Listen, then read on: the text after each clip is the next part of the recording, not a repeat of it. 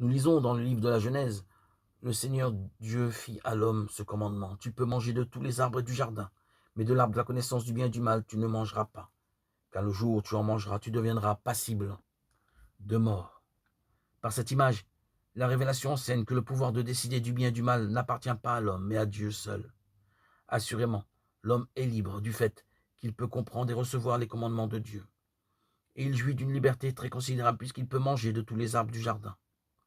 Mais cette liberté n'est pas illimitée, elle doit s'arrêter devant l'arbre de la connaissance du bien et du mal, car elle est appelée à accepter la loi morale que Dieu donne à l'homme. En réalité, dans cette acceptation que la liberté humaine trouve sa réalisation plénière et véritable, Dieu, qui seul est bon, connaît parfaitement ce qui est bon pour l'homme, en vertu de son amour même. Il lui propose dans les commandements. La loi de Dieu n'atténue donc pas la liberté de l'homme, et encore moins ne l'élimine. Au contraire, elle la protège et la promeut.